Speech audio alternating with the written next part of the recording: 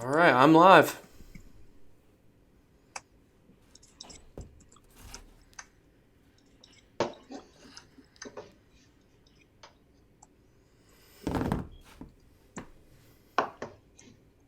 Huh. That's interesting.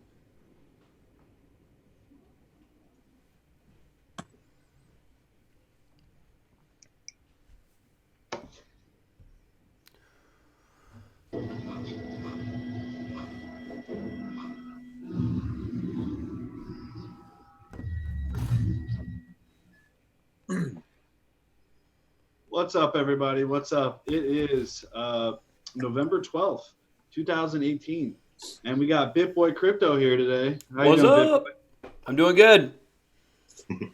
That's awesome, awesome. Yeah, so we'll let the stream populate a little bit. This is a live stream with BitBoy. BitBoy, where are you located, man? Atlanta, Georgia. Atlanta, Georgia. Oh, yeah. Originally from there? Yeah. Braves fan? Oh, yeah. Braves fan, Falcons fan. We had a tough loss yesterday, but Yeah. ugh. Oh, yeah. Lost to the Browns. Okay. That doesn't get lower than that.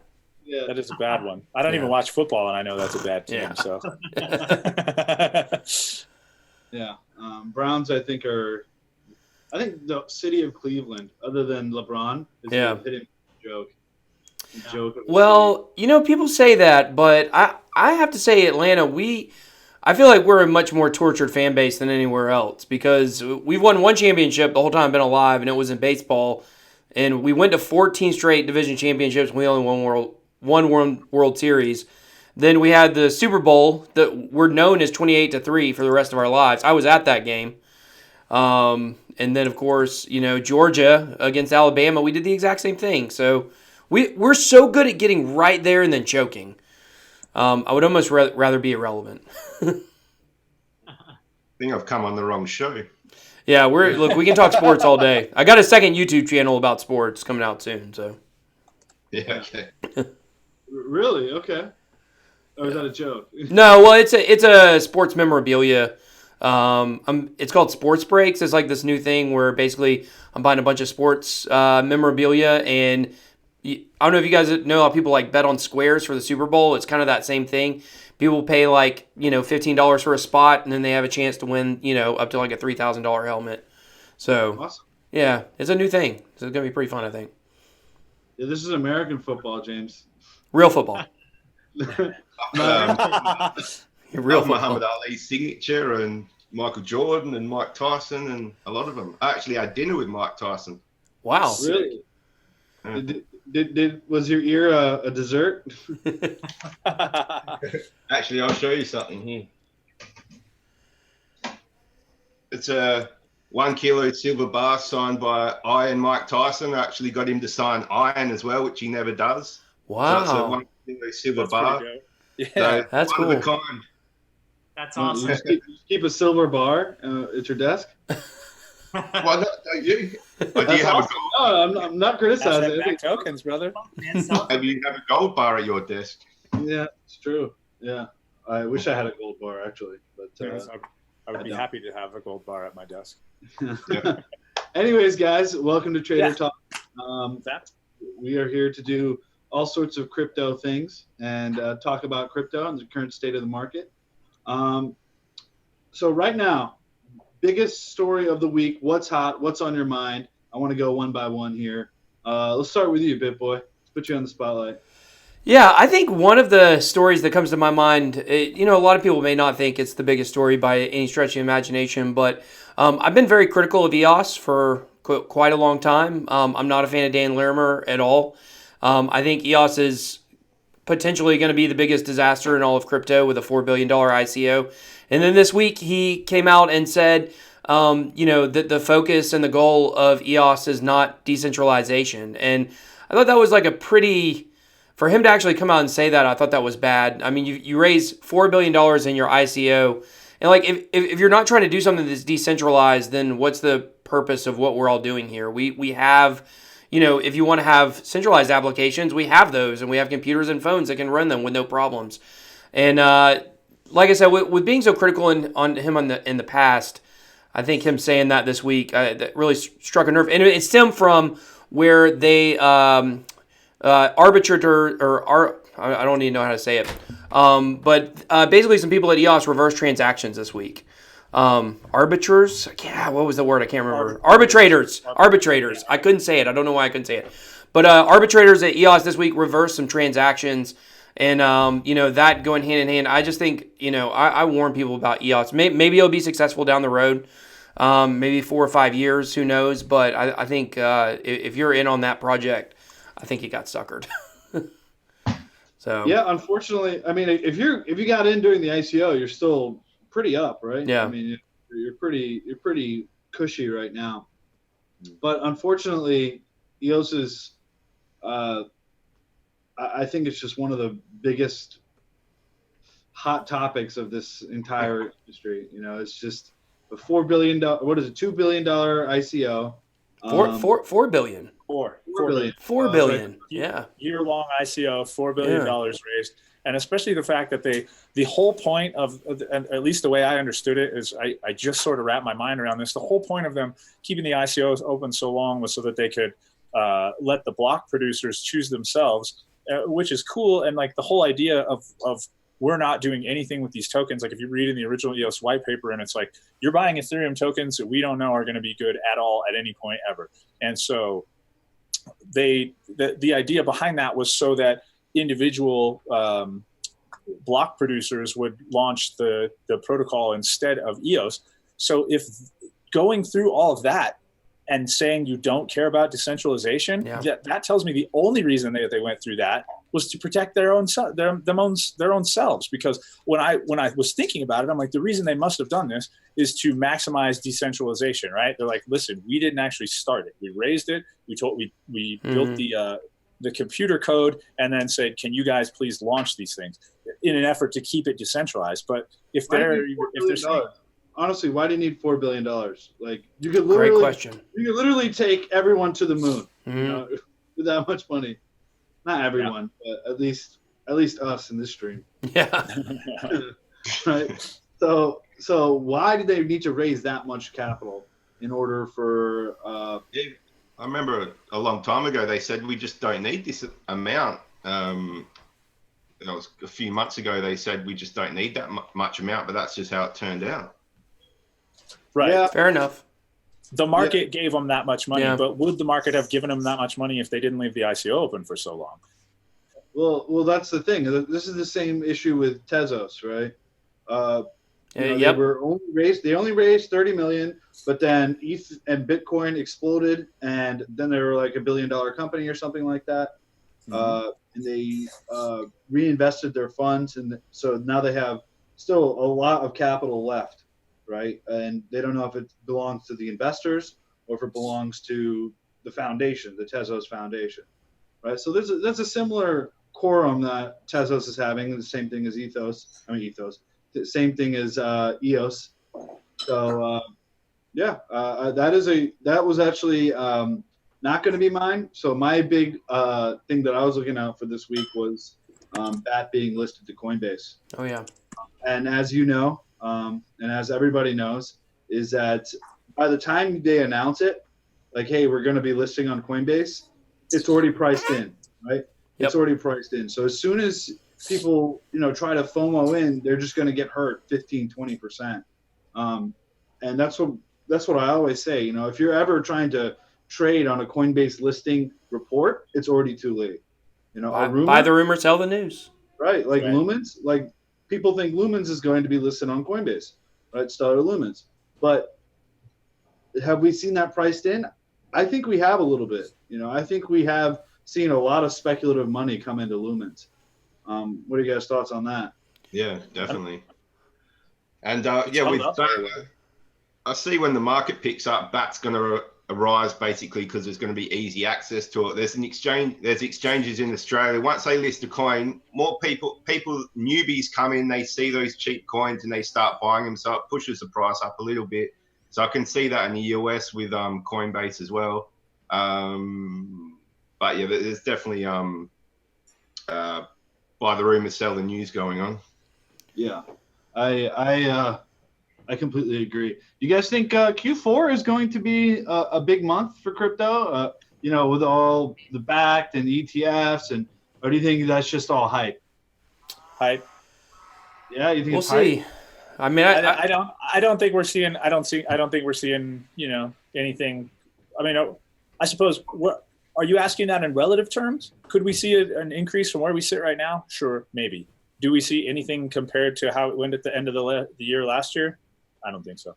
Well, I think there's not enough FOMO to be had amongst noobs. Like, I hate to use the term, but there's amongst the uninitiated, there's not enough FOMO to be had.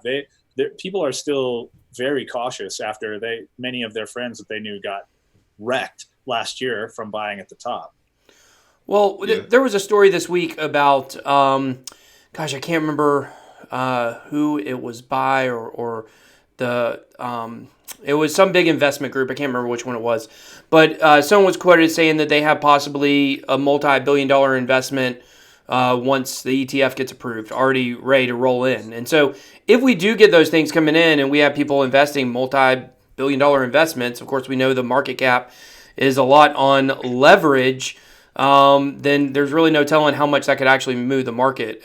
Based on where the bull run was last year, somebody did some research and found out that I think it was $23 million of actual money invested in Bitcoin on one exchange actually moved the total market cap $1 billion. And so based on that, if you have an actual multi-billion-dollar investment, then I don't know, we could see, at least the volume go up considerably. Yeah, I completely agree. But considering there's only probably around 600 to 700,000 Bitcoin that's actually being traded back and forth. Yeah. It could drastically impact the price. We're used to seeing the market cap, 17 million, but that's not what's actually being traded. Right. That's not what's actually fungible in the pool. And I always like to bring this up is that Bitcoin is largely, or Bitcoin holders, early Bitcoin investors and holders are largely ideological, right? So I don't think they'll be selling anytime soon. I don't think they'll be selling unless you follow our channel, and then we're just like sell, buy. But if you're not, and you're just a passive holder and you're in it for the tech, which I'm in it for the tech, but I'm also in it for the money. Of course we are. Yeah, it is money. Anybody who says that they're not, it is money. Anybody who says that they're not here for the money is deluding themselves. Yeah. Well, are we in a market that's specifically, we are building future money. That's what this space is. So anybody that says they're not here for the money is tripping. Well, the distinction I draw, and I did a poll, and it's weird. I did this poll on Twitter, and nobody understood what I was trying to say. So let me see if I can say it correctly. There's two different types of people in crypto. There is one group of people, they are in it for the money only. That's literally the only thing they care about. If there was a project that could potentially destroy crypto, but yet it could make them $1 million, they would invest in it. And then there's other people who, yes, of course, that's when we came in. Initially, it was for the money, but we're about a bigger movement, a bigger revolution. That's why we're also passionate about what we're doing. This is not just dollars and cents to us, but at some level, we all care about the money. But, that's like for me personally, I won't buy XRP. I will not do it. I don't care. I tell people it's a great investment. I think people are going to make a lot of money on it. I could make a lot of money on it. However, it's not something I'm going to do because I have a platform and I like to, my words and my beliefs line up with my actions. And so that's why personally I won't do it. Yeah. I met some people that were in it from early on, and they're, you can say they're in it for the tech as long as they're making a decent wage. They want their legacy to be what they've done in tech relation, what they've built in the blockchain, not what money they have at the end of it. Yeah. Man, I don't know. I'm still of the opinion that Q4 is pretty much going to be flat. So I'm kind of on the side of Jason. But here's the thing, right? If you look at the Grayscale crypto report, we actually put this in our channel. The weekly inflows on average that they've been seeing since, I don't know, like March or February, all the way till July.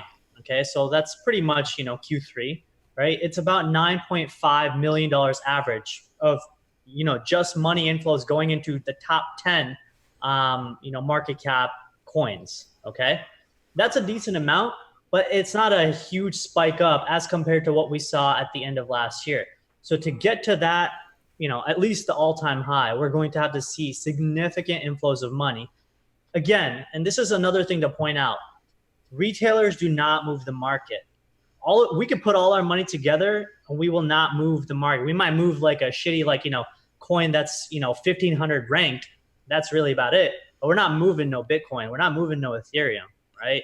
So you want to focus on institutional money and exactly where that's going and when that's ramping up. And clearly it hasn't. Well, was that what was happening last year? I think last year was a different case because there's actually a report written by John Griffin. He's from the University of Texas. And he actually stated how there was a lot of big whale traders who used Tether to manipulate the price of Bitcoin and pump it. I don't fully understand it because I'm not as technical as that guy is, but I could totally see how Tether could be fueled to drive up or drive down the prices. Clearly, we saw that like 2 or 3 weeks ago, right? I mean, you saw that the Tether prices dump and then shot up Bitcoin because when people start pouring back money coming out of Tether, going into Bitcoin. So you saw the Bitcoin price shoot up. And that was Tether itself putting the money back in, possibly. So yeah, exactly. Yeah, well, it could also be a ton of people hitting their stops on Tether, or however you want to look at it, just being like, oh shit, my stable coin is tanking. What the fuck am I supposed to do? I'm gonna go into Bitcoin. It's true. Yeah, that's very true. And like the things that we're seeing on what makes me really upset is the things that we're seeing on TradingView right now, all the top posts.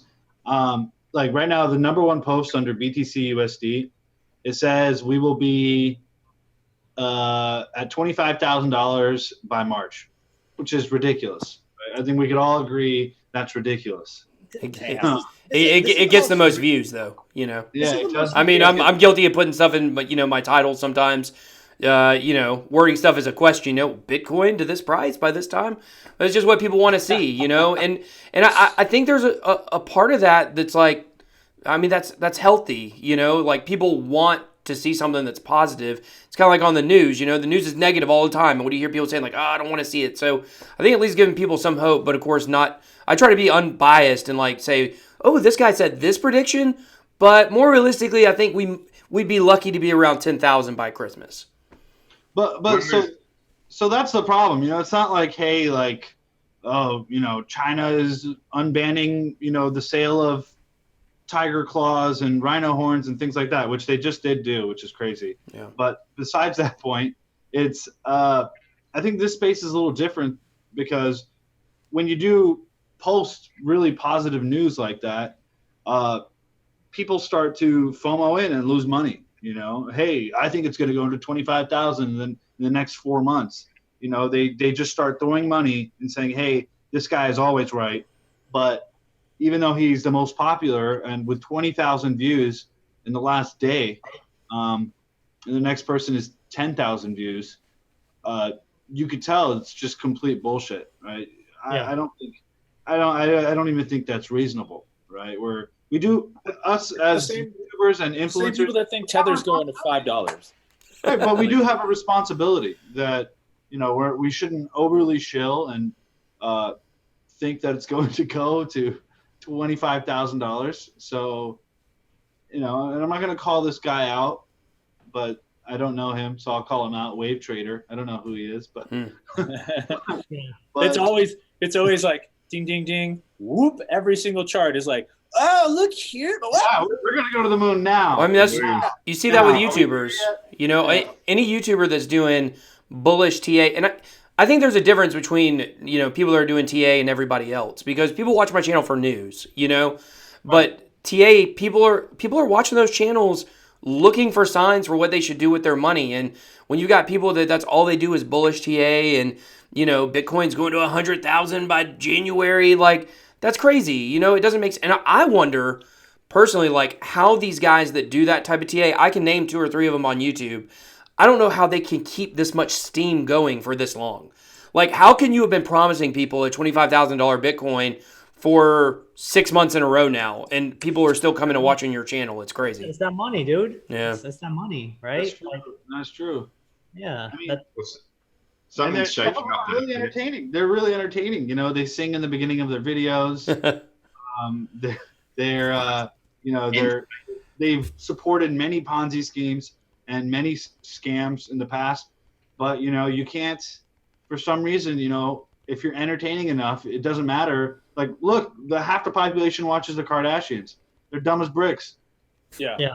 But they're entertaining, right? But, Yeah. but there's a difference between entertaining and financial advice. But by the way, we are not financial advisors here. All right. Not at all. So let's talk about, that's actually something that I think specifically, Amal, you've been on YouTube a bunch now. Sneh and I obviously on the channel. Ben, you've got your own channel. Here is something I want to know from you guys. I have seen a number of people coming into our Facebook group or whatever and just trying to slam our technical analysis. And I think this is a new kind of, it's kind of like how these other people are trying to organize smear campaigns. I really think that there are certain groups that are going out there specifically trying to be like, this TA is shit. What, like, I had somebody call me out for using Raise, and Ben, I know you don't do TA, so whatever, but I had somebody call me out for using Raise instead of like a trend line that doesn't extend. And they're like, what a rook. I was like, who cares? You could still see the shape. The point is I'm looking for the shape of the ascending wedge or whatever. And I just saw a bunch of people like pile on about that. So I guess my question there is, do you guys think that that is something that we're going to have another factor to deal with? Like, we all know there's a lot of garbage technical analysis out there. We all know that there's, you know, I mean, we've just been talking about it. People that are like, Bitcoin to 250K tomorrow. And people are like, oh, follow this guy because he must know. That's what we want to hear. At what threat level, like at what DEFCON level are we with idiots, right? I mean, with this kind of behavior where people are just going to come in and try to blow up their channel by smashing down others that have already established. I mean, we're pretty high up there, dude. Like, if you look on crypto Twitter, the amount of, you know, delusion that's out there, I'm really appalled that some of these people are even allowed to post. Like, listen, I'm all about free speech, but fuck, man, like, somebody needs to like take away, you know, your oxygen. Like, you should not be, you know, you should not be putting out bullshit like that, especially allowing other people to, you know, take your word as financial advice and like, you know, expend money on trades or something. It's ridiculous, man. I know of pump groups, you know, and different Twitter pump groups saying, hey, like, let's pump. Lux coin was a big one where everyone just pumped Lux coin. What the hell is Lux coin? I couldn't tell you, but it was pumped, you know. And Capri coin, yeah, early on in my career, when I was a 4chan crypto star on Biz, you know, I was involved in a lot of pump and dump schemes, but I wasn't participating in them because I wasn't an influencer, but I was losing money on them. That's all they are. I mean, the only people making money are the people doing the pump. Yeah. The organizers. That's it. They're the only, they screw the people over because they're never going to tell you the right time to get out. So Yeah, I totally agree. Smoke and mirrors. There's a lot of those groups out there. It's definitely a sad state of affairs, man. And it's really sad that the number one, you know, TA on TradingView is the one that's the most ridiculous, absurd prediction. It's just People like sells, right? Sensation sells. It They does. just want to be told what they just want to hear what they want to hear. They don't really care about accuracy or cheap legitimacy. Or, you know, they're just like, oh God, I've lost so much money. My feelings are so hurt. Can somebody please make me feel better? And this guy's like, I'll make you feel better.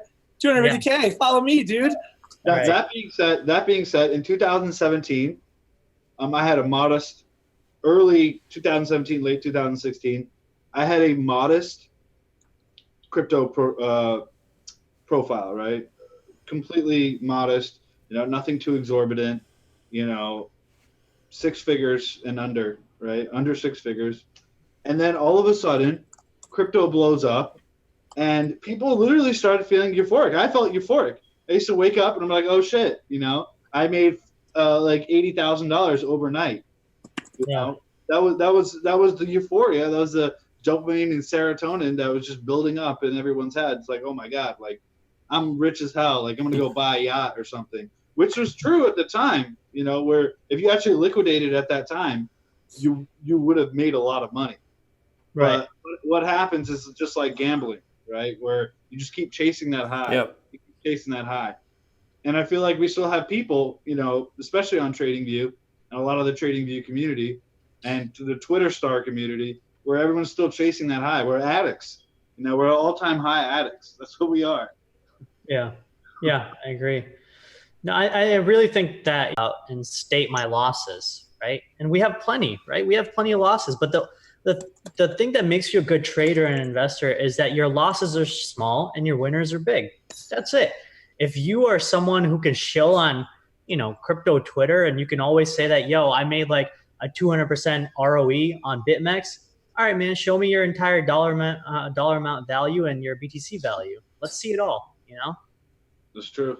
Right? Like, let's see how much leverage you're using, how much money you actually put in. That's true. Yeah, put your money where your mouth is. That would be a very interesting DApp to create, where you pull APIs, everything's decentralized, and you know people are able to head off just like that. Yeah. But I won't be the one creating it. Everybody's telling us about technical indicators right now. Apparently, death cross on the 3-day approaching. Yeah, Bitcoin just took a dump and bounced off the what is this, the 0.5? No, that's clear down. Yeah, that's bouncing off the 786. So for anybody who wanted to know about that, there's your short news update. Bitcoin taking a dip. Live TA. Well, which is really interesting that Bitcoin is taking a dip right now, considering that all 750 Tether grants were printed. Because usually what we've seen when we have those printed, it was you usually see a jump, and we didn't see it this time. And I don't know if that's a good thing or a bad thing. You know, I think the market's adapting. I think the market. I mean, Tether is still the most widely used stable coin. Stable, do italics.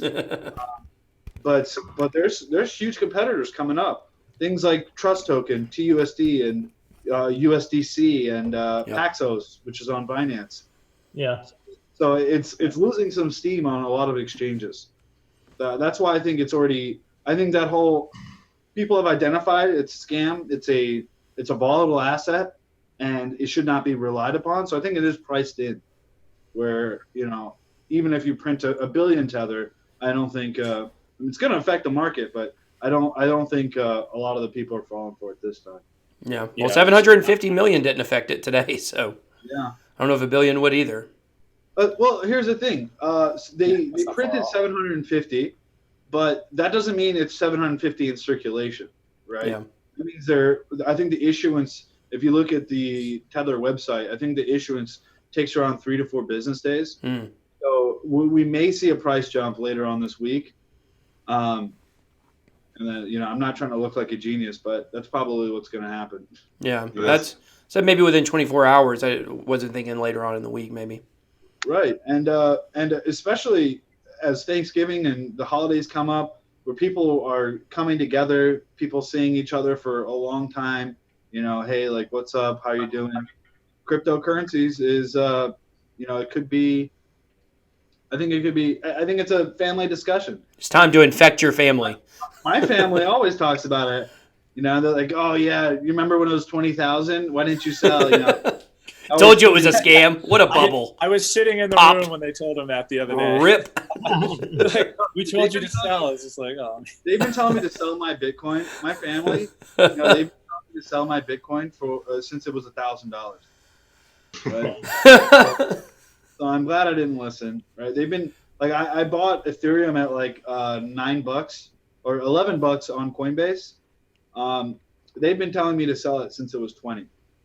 So they're all about having physical, tangible assets, as most of the old world is. I don't want to classify my parents as old world, but yeah, I mean, they're just not going to understand or the concept or grasp the concept of digital money that's rare.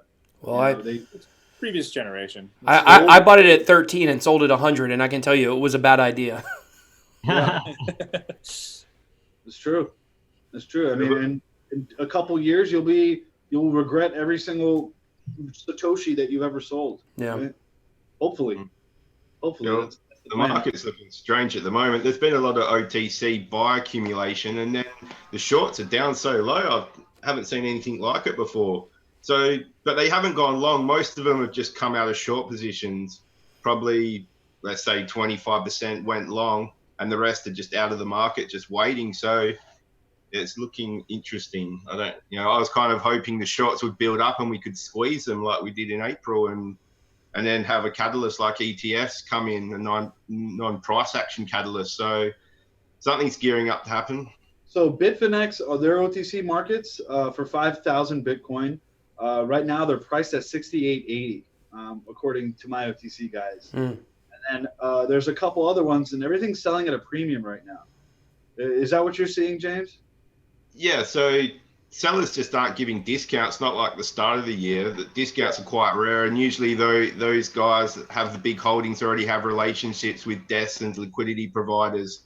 So if you see a giant sell order come out with massive discount, it's just a bunch of crap. There's especially when there's a bunch of intermediaries there. So spot plus up to 3% premium, 0.5% to 3%, depending. It'd be in tranches of 1,000 Bitcoin. It all depends on what it is, but yeah, generally spot plus a premium. That's crazy to me. That's just so crazy to me. Yeah. Just the like when you look at exchanges and most of it is just exchange back and forth and margin traders. Margin traders make up a lot of the volume, right? And it's not just traditional. Hey, I'm putting $500 in for $500 Bitcoin. That's not how it usually works. But the amount of things that are happening in OTC, it's remarkable. There's several 100,000 being bought and sold per day, right? That's massive, yeah. Yeah, it's massive. It's a massive market, and I just think it's, because if you have money, you're not going to put it in the open market. That's just the reality, right? You're not going to do it. But yeah. So me and BitBoy just went over our hot thing of the week. It's up to you now, Jason. Oh, I got a good one. Yeah. Is Craig Wright Satoshi? And if he, Absolutely. He said he is. Why would he tell anyone? What purpose would that actually serve? If Bitcoin has gone as this fully decentralized with this nebulous leader for this long, what benefit could it possibly give to reveal yourself as Satoshi now, except for I don't know, marketing leverage? Yeah, so people follow him and listen to him. It's simple as that. What in the Australian crypto community? What is the consensus on Craig Wright, James, as our resident Australian? Yeah, no one ever talks about him. He's more talked about in American media. He just really okay. Yeah, we don't talk about him. There was only that news when he came out and said he was Satoshi, and then it kind of blew over. He doesn't garner any interest here. Wow. I think it's hilarious that he did garner so much support in the community. And then, how many of you guys saw Roger Ver's video from last Thursday, I guess it was? I haven't watched it. I've been meaning to. I haven't yet. Oh, my God. It's a doozy. Yeah, I need to see it. And I've been moving this week. Tone Vase recently had Craig Wright on, yesterday. Yeah. Yeah. So there is some... this is why I've never touched Bitcoin Cash. I've never, ever touched Bitcoin Cash. Me neither. I've never suggested it. I've never smiled in its direction. I've never been provocative next to it. I've never suggested anyone to ever touch Bitcoin Cash. And this is the reason.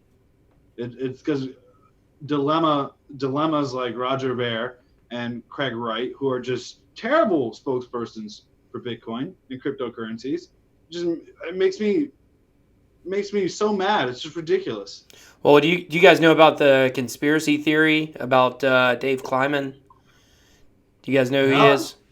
So I saw Jeff Garzik say Dave Kleiman was Satoshi, right? And obviously he's passed away now. Right.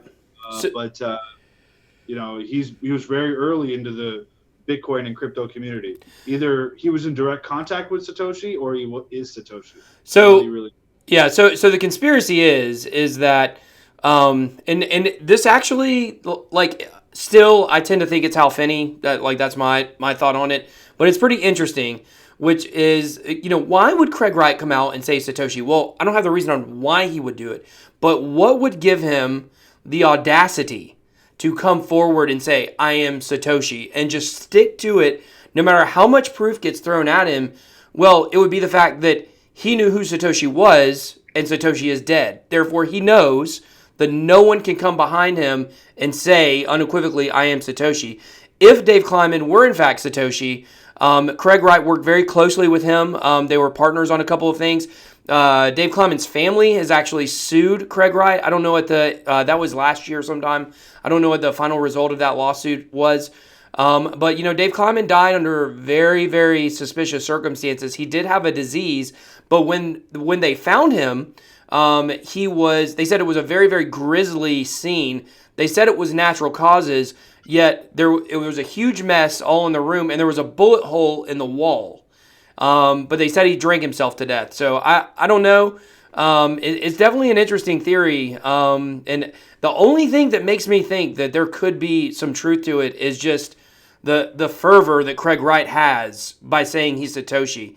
It would make no sense to do that unless you knew that the real Satoshi could never come behind you. But here's the thing. I think if you say you're Satoshi, you're automatically not Satoshi. I agree 100% with that. Because Satoshi 100%. never wanted to be revealed ever. Yeah.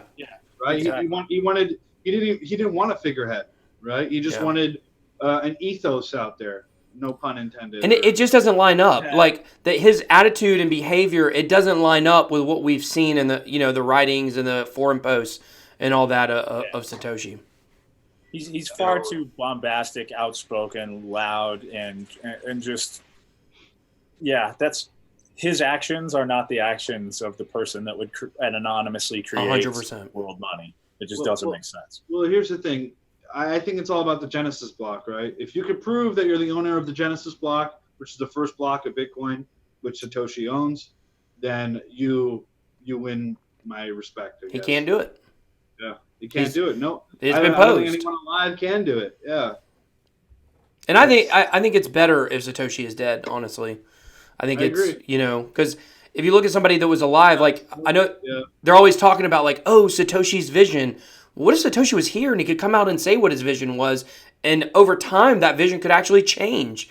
I think it adds to the almost legendary status of Satoshi, and that's one thing that really separates Bitcoin from everything else. It's almost mythical the way it was created.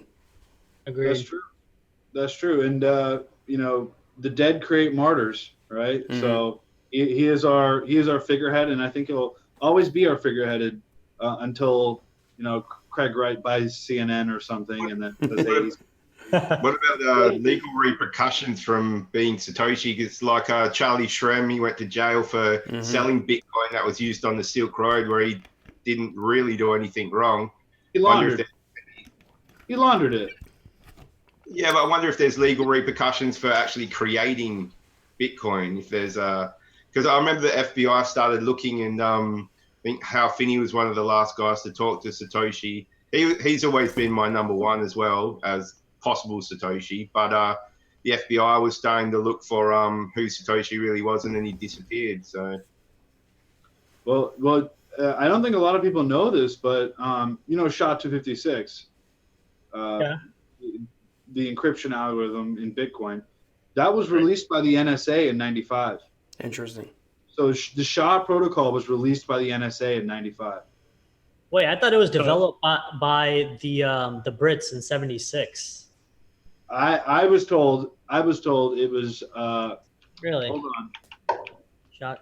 Let us do this. Okay. SHA-256. We're gonna solve the mystery tonight. Wow. We're gonna find out who Satoshi is now. Next, All right. So secure hash. That's what we should have titled it. This live stream single-handedly brought down Bitcoin.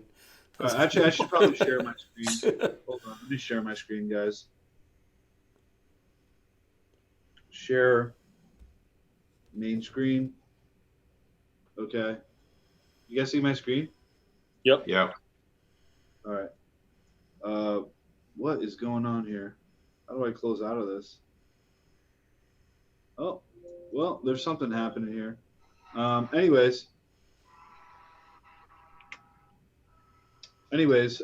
so we have here SHA, which stands for Secure Hash Algorithms, 256. Anyways, SHA, this was designed by the National Security Agency as part of digital signature algorithm. So it was released by the NSA. SHA 256 was also designed by the NSA. So that's also very interesting. Oh, okay. I just actually you're right. I was mistaken. The key pairs of public and private keys, right? The idea of that was actually developed in the 70s by the Brits. So who was that? What was that guy? Who I don't know. I watched a movie on it about World War II. Never mind. Oh, you're talking about the Benedict Cucumber, whatever his name is. Cumberbatch. Cumberbatch. Yeah, whatever. Oh man, what's that movie called? Is it the Tinker Tailor Imitation Soldier Game. Spy? That one? No. Imitation Game. Yeah, I think that was it. Imitation Game. Anyways, we've just completely. We've gone so far away. FCK80's dropping knowledge in the chat. Secure hash algorithm is a set of cryptographic hash functions designed by the United States National Security Agency. They are built using the Merkle-Damgard, I hope I said that right, structure from one-way compression, function itself built using the Davies-Meyer structure from the classified specialized block cipher. Alan Turing was the guy you were looking for there, Snake. Oh, the Turing So test, right? look how educational this show is already, right? I did not. That was provided by someone in the chat. No, that's fine. That's fine. It's still educational, right? The more you know. Thanks, Misha. Shout out.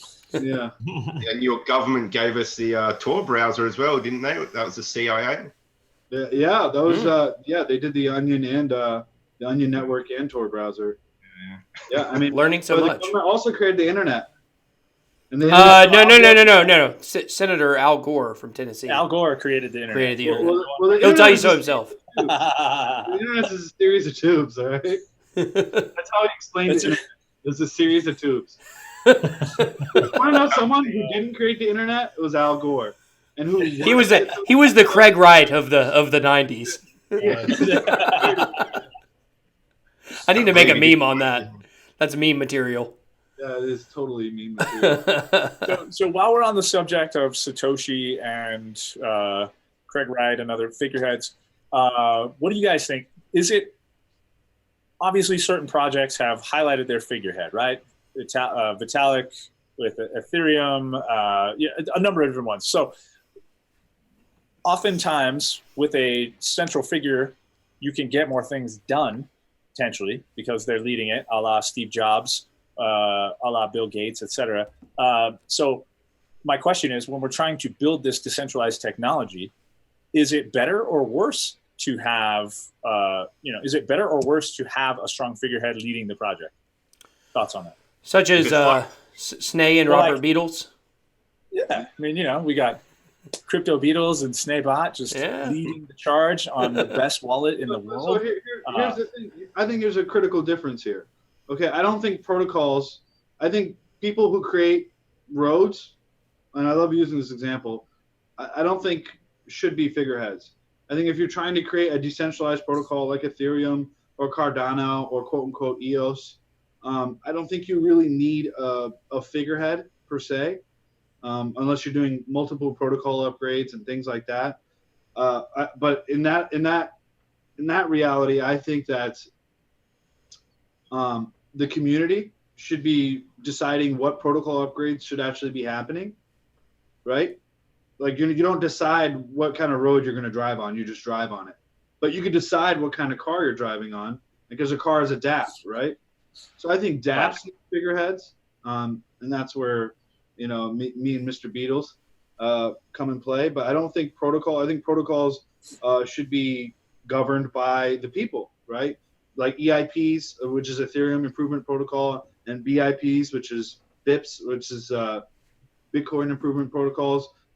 That's what caused BIP 168, I think, is what caused the hard fork, right? The Bitcoin Cash hard fork. I think that's correct. Yeah.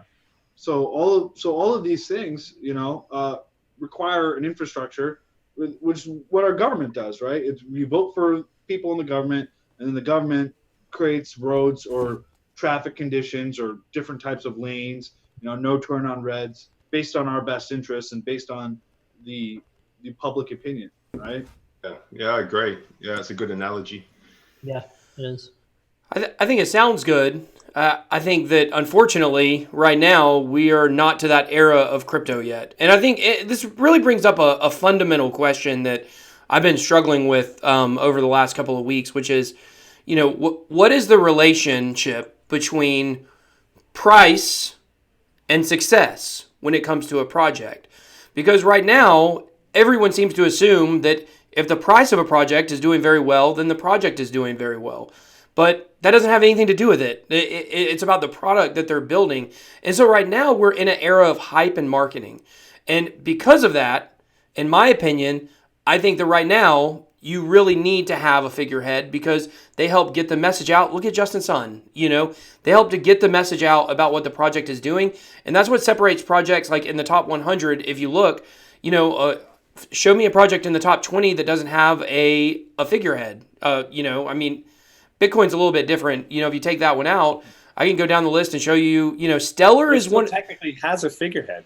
It's just paperware, right? It's Satoshi Nakamoto, right? Or somebody. So, but Stellar doesn't necessarily, but it still has Jed McCaleb, and stuff. Even though he tries to stay, I think, behind the scenes. But I think that's a huge difference between some of the projects that have done well and some that haven't. And I think it's also good if we look at what just happened with Oyster, right? Where you make sure that whoever is out pushing your message is a real person and isn't, Justin, whatever the guy was from Verge. I think he doxed eventually, but, or Bruno or whatever, people want to have confidence in the person that's speaking for their project.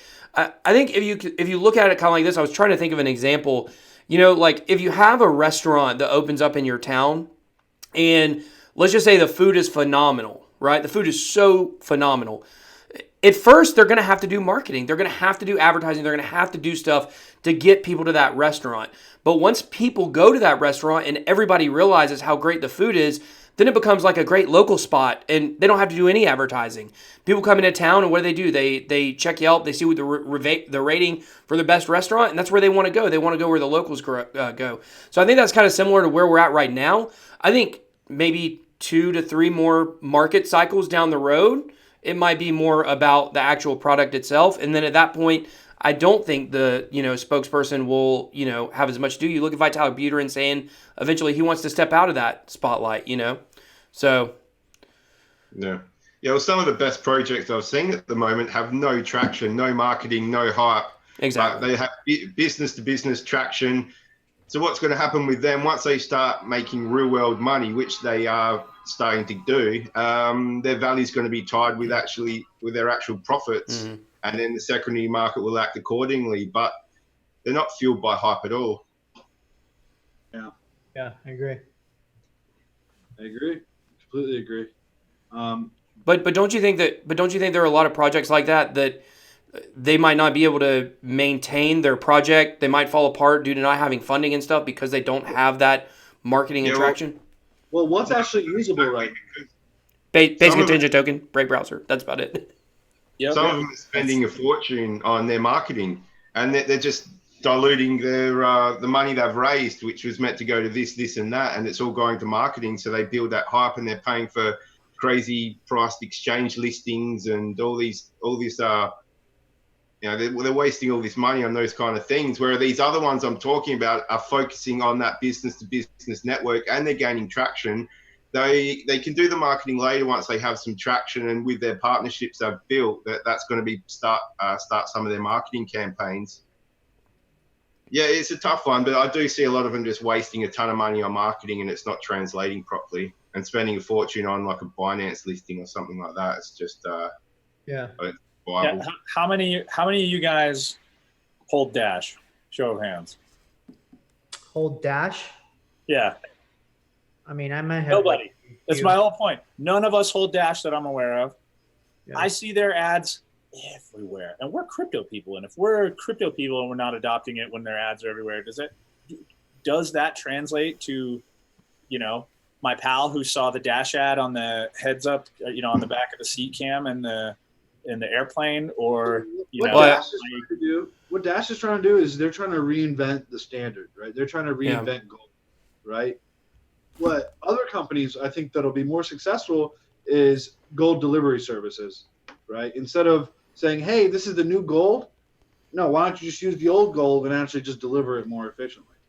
That's why I think, especially in these marketplaces, things like Uber and things like Airbnb and Postmates and DoorDash, why they're having these multi-billion-dollar valuations is because it's a P2P economy, right? And what Dash is trying to do is not really a P2P economy. What they're doing is let's create masternodes.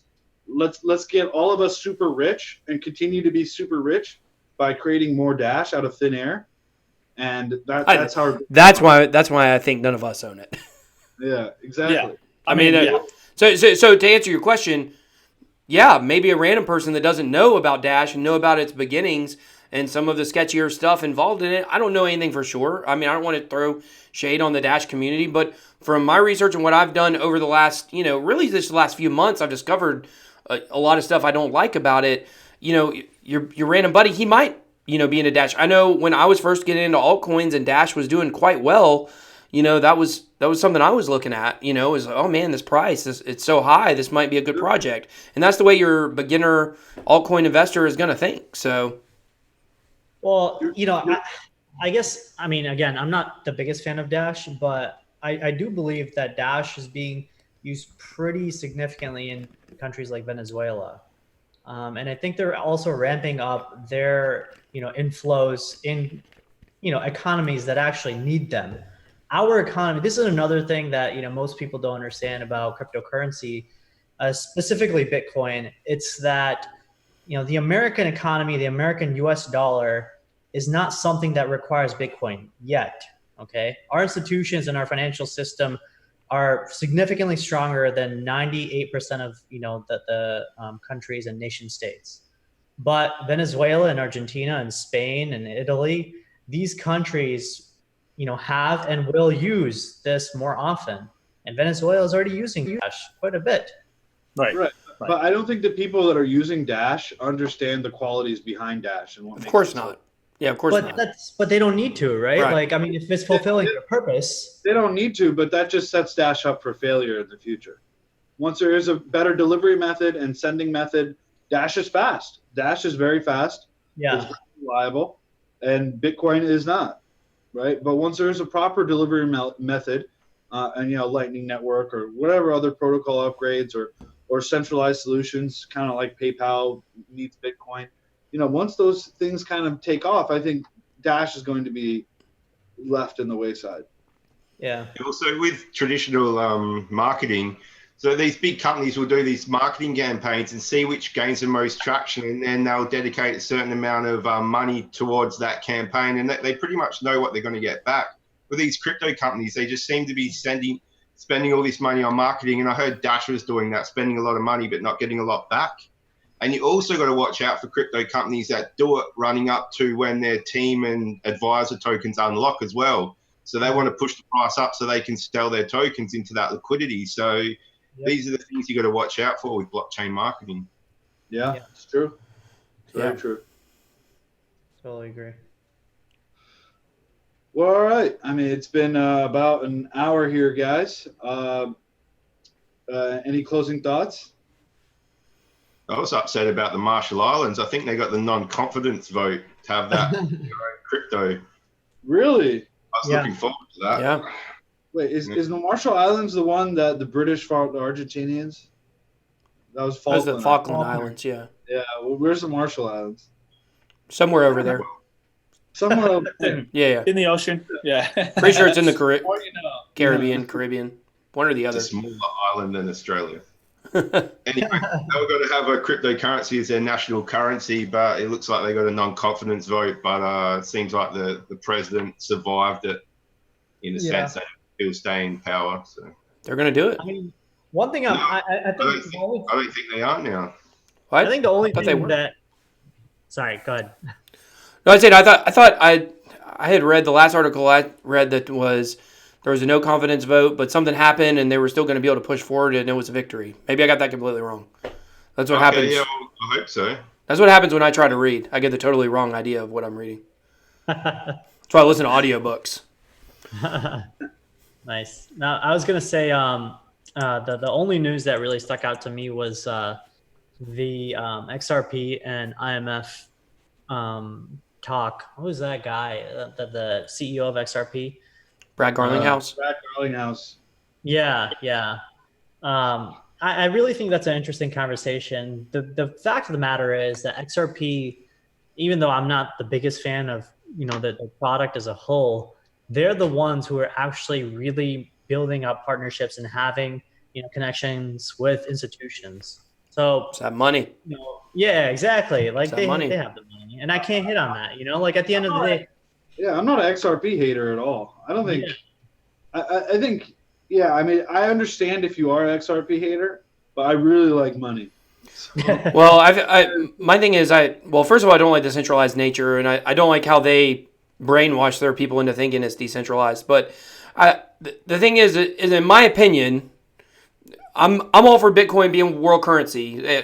Completely what one of you guys were saying a minute ago.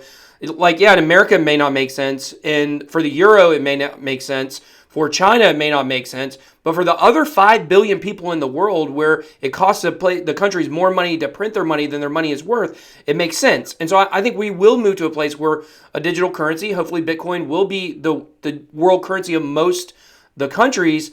And in that case, that's where I want us to move. And I feel like long term, XRP and Bitcoin don't really make sense existing in the same world, because if XRP's main thing they're doing is sending fiat back and forth very quickly internationally, then that's why it makes no sense for them to say like a $589 XRP. The basis for that, if all the money in the world is traded using XRapid, then that's what the price would be. But if everybody was doing that, then everybody would already have switched to digital money. So it doesn't even make sense. So right.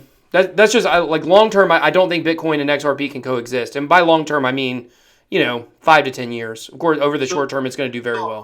I'll compete that argument, saying, this is a pretty big like in my entrepreneurship class. I don't know why it stuck with me. One of my professors said, hey, why is Apple so good? What made them so incredible?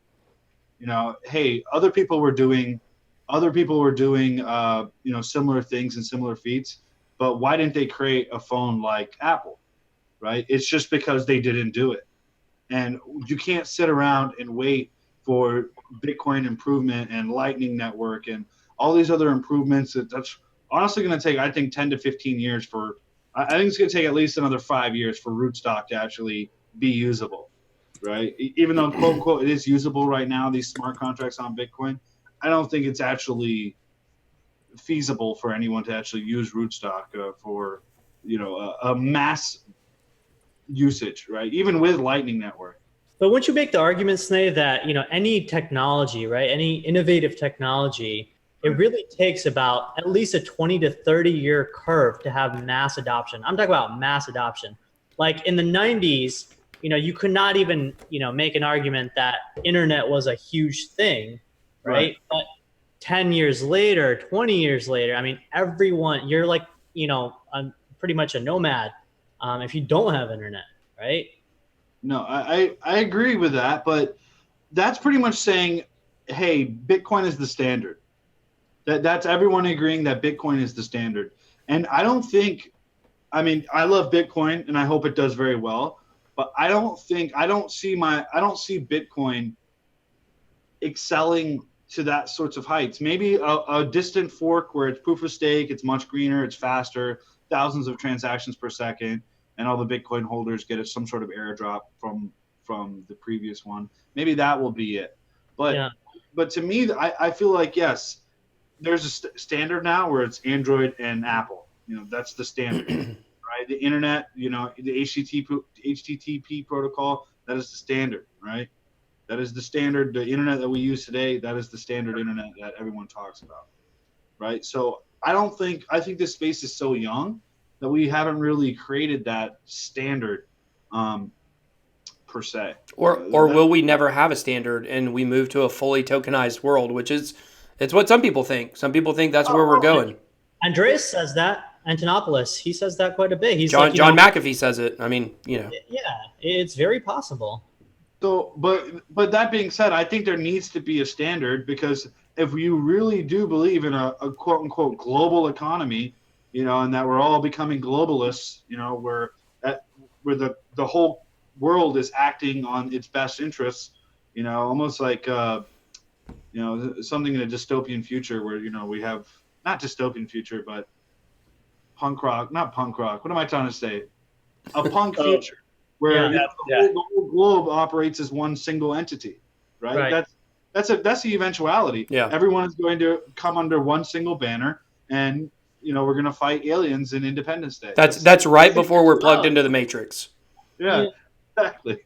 I think my final thought on this topic right here is that this is something that I heard on a podcast, and it was really interesting. I think it was Caitlin Long that mentioned it.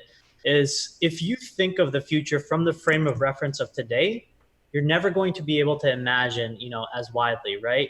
And the thing is, Bitcoin, blockchain, and crypto are solutions to a problem that I don't even think we know yet. Yeah. That's really all it is. I just don't. I am not smart enough to admit that, I have no idea what Bitcoin is going to do and solve a problem. But I already see that there are, fractures in the world, and especially in the financial economies across the world, that need fixing. And I at least can see that Bitcoin can do that far better than anything else, because it is truly decentralized. I definitely can't say that about Ethereum or XRP or pretty much nothing else. But that being said, when there's a big banking conference or making introductions, hey, like Fidelity or PNC or Bank of America, who from Bitcoin is going over there, spending their money, saying, "Hey, please put it in Bitcoin"? Jimmy Song. But Ripple is okay.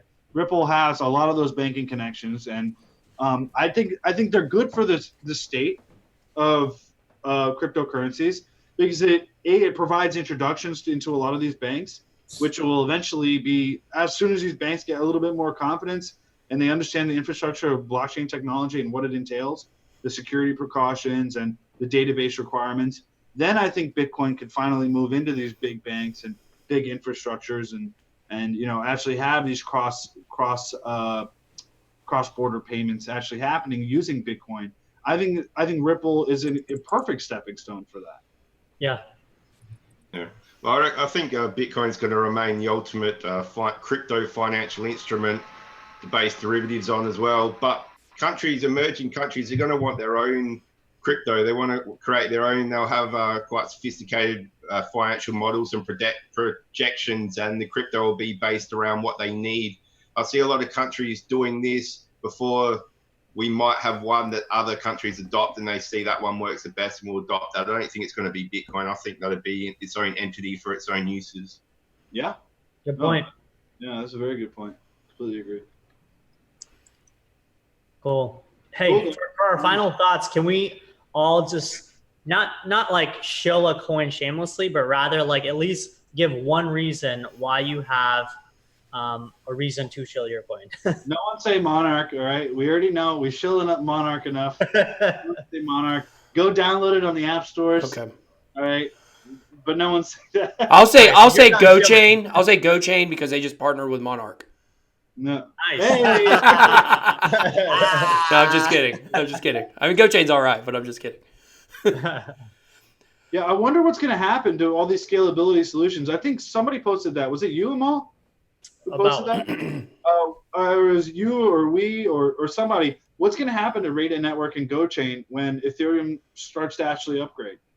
Like all these sidechain solutions that are built off of, and it's going to be interesting to see how everything plays out. But GoChain has a pretty big head start now, so yeah, don't count on catching them. Jason, shill. Well, go ahead, James. I'm looking at just for a midterm play, not necessarily a long-term hold. Zilliqa has a release. What's the DApp release? A major one on the 29th of December, or 31st of December, and then the 31st, and then January the 31st they have the main net, I believe. Yeah. So I think that's going to see a run up soon. So that I think will be a good buy, but I don't see it as a long-term hold. Nice. As in years. That's true. I was gonna say Zilliqa, but I guess I'll take the easy cop out and say right now Stellar I think is my move, just because I think I think it's highly likely that it will be one of the next tokens to get listed on Coinbase. I believe, yeah. I've always been an XLM supporter anyway since the inception, which probably accounts a lot for my bias against Ripple. Take that for what you will. But yeah, I think Stellar probably, or if not, I always say Monero is a good long term. Monero's a good one. I would like to actually shill a coin though.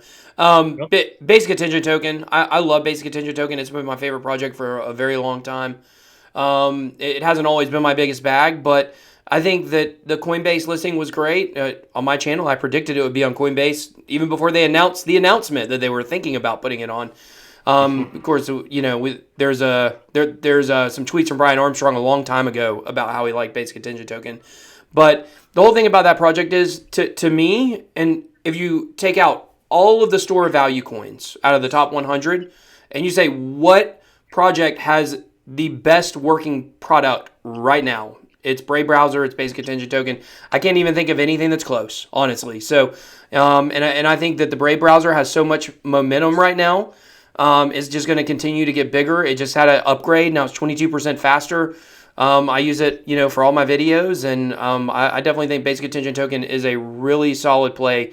I actually did a video where I said my top 3 projects that I think will definitely be around in 3 to 5 years, and Basic Attention Token is the lowest one that made my list. So that's awesome, man. Yeah. All right, my shell. Well, so James and Jason definitely took my 2, which were Stellar and Zilliqa. But this is something that I mentioned to our Advantage members. And so, you know, whoever's listening right now, you basically got 5 pretty awesome shills. Mine is Wax, World Asset Exchange. So the reason I mentioned Wax, at least in our channel, and this was like 2-3 weeks ago, is because they are actually targeting the gaming market. So the digital market where goods are, you know, bought and sold, right? It's actually like a $50 billion market already. And it's obviously, you know, one of the most heavily used markets, clearly, because gaming is not stopping anytime soon. People buy and sell, right? Quite a bit. And Wax is targeting that market with their digital tokens to be able to capture, you know, pretty significant size of it. So Wax.